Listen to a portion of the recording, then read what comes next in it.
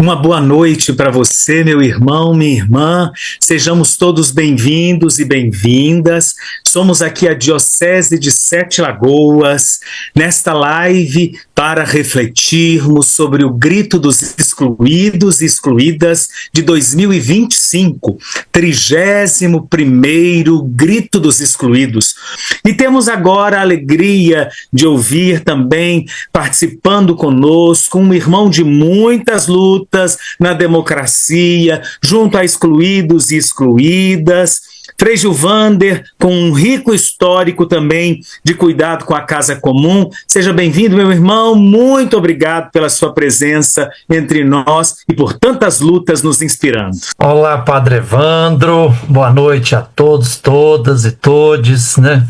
Eu estou falando a partir de Belo Horizonte. Primeiro eu quero, do fundo do meu coração, agradecer ao convite, né? E dizer que eu estou muito feliz aqui. É uma grande responsabilidade participar dessa live da querida Diocese de Sete Lagoas, aqui na região metropolitana de Belo Horizonte, Minas Gerais, né? Aprendi muito, fiquei emocionado com a mística inicial que você fez, Padre Evandro. Enéas, também suas palavras me comoveram muito. Nosso querido Padre Arlen, com muita sabedoria, me deixou emocionado, me ensinando sempre. A doutora Mariana Lima, gratidão a todos vocês, que me deixou emocionado e feliz aqui. Eu sei que o tempo aqui é pequeno, eu queria somar, só complementando, primeiro assim, dizer que o bispo faz crisma, né? Confirma o batismo. Se eu pudesse assim, eu quero dizer que eu confirmo, eu aprovo, eu assino embaixo de tudo que vocês colocaram aqui até agora, né? Padre Evandro, Padre Arlen, Enéas, a doutora Mariana. E quero acrescentar o seguinte: olha, o grito dos excluídos e das excluídas é um maravilhoso instrumento, uma maravilhosa ferramenta pastoral, pedagógica, de uma espiritualidade profética que nos últimos 31 anos, desde 1994, vem ajudando a Igreja Católica, né, e as comunidades cristãs a ouvir os gritos assim como é um instrumento, uma ferramenta pastoral, a campanha da fraternidade, o mês da Bíblia, a novena do Natal, a Semana Social da Igreja, as romarias da Terra e das Águas e outros instrumentos que a gente precisa valorizar. A gente não pode perder esse instrumento, essa ferramenta pastoral.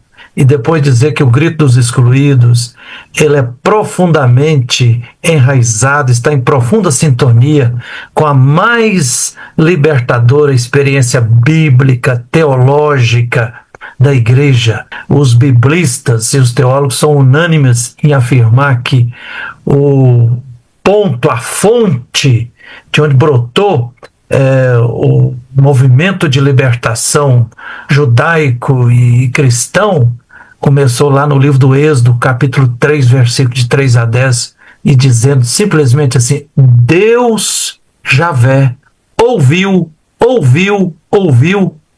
grito dos povos escravizados. Então é ouvindo o grito, e aí a gente vê, né, fiquei contente, o Enéas fez uma rápida passagem por várias passagens bíblicas, mas na Bíblia, de ponta a ponta, do Gênesis ao Apocalipse, mostra os profetas e as profetisas como porta-vozes de Deus, ouvindo os gritos das pessoas adoecidas, marginalizadas, violentadas, clamando para que a dignidade humana delas sejam respeitadas, né?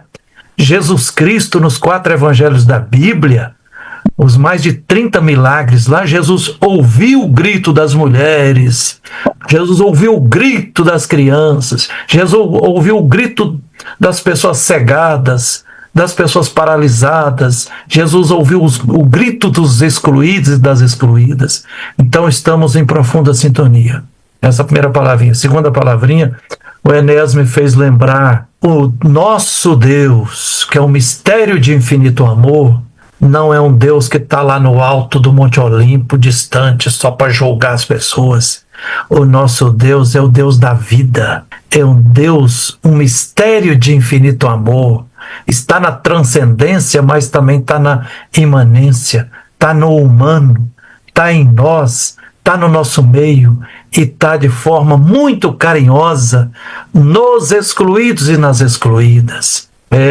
Isso a gente precisa. Então, o Deus no qual nós acreditamos não é um Deus neutro nem distante, é um Deus que faz opção de classes, que opta por aqueles marginalizados, né? E é importante dizer isso para perceber que tem fundamentação bíblica e teológica a atuação, né, que a igreja propõe, né? Nosso querido Papa Leão XIV, continuando na perspectiva do nosso querido Papa Francisco, né, Concílio Vaticano II, opção pelos pobres, enculturação, diálogo ecumênico e interreligioso, está em profunda sintonia.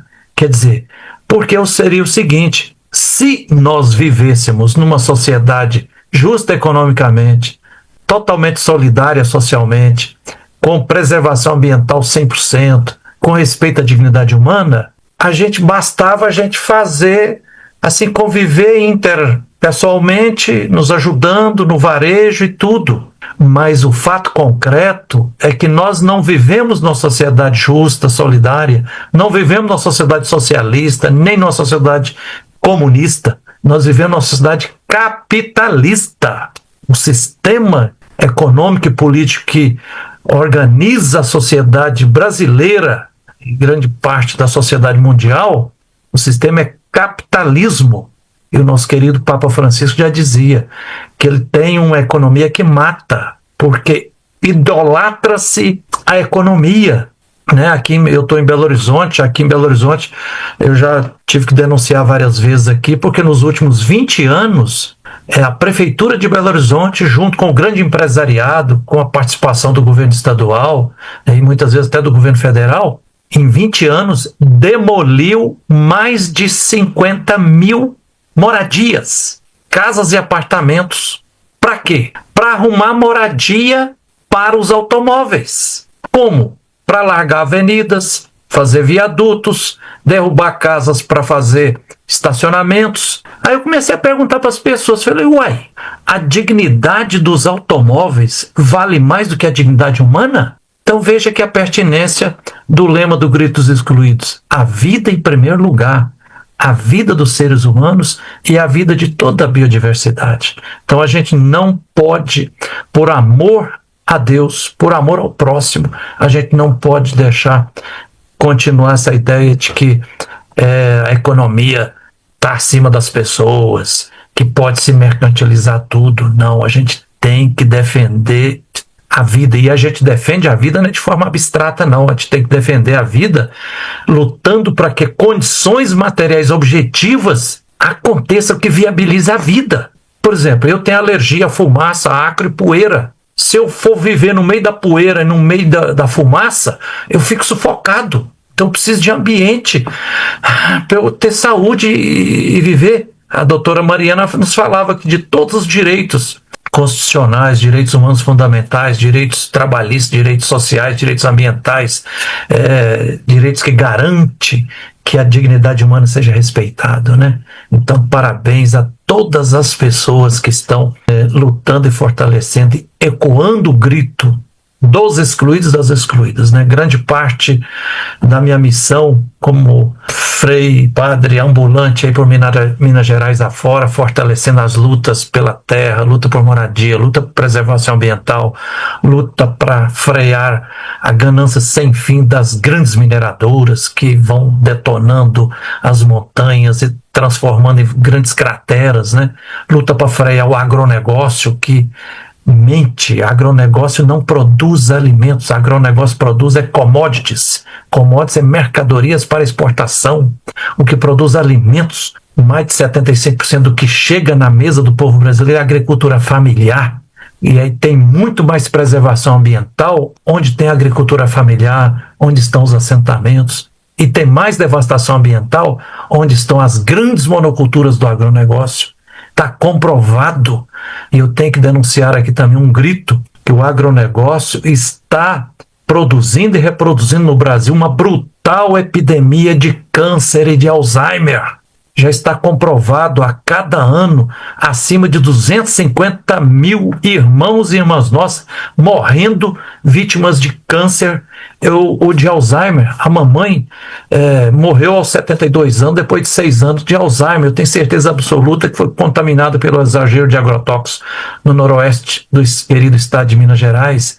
Então, lutar para colocar a vida em primeiro lugar passa também por barrar todos esses projetos idolátricos que vão massacrando a vida e massacrando o ambiente. E termino fazendo cor aqui, ecoando o que nosso querido Padre Warley estava dizendo aqui, e para a gente preservar a nossa casa comum, a gente precisa necessariamente preservar a democracia. A democracia que nós vivemos, ela não é perfeita, em grande parte ela é formal, representativa, mas já está comprovado no nosso querido Brasil, depois de vários golpes, mais de 12 tentativas de golpes na história do Brasil, várias épocas em que se impuseram ditadura militar no Brasil.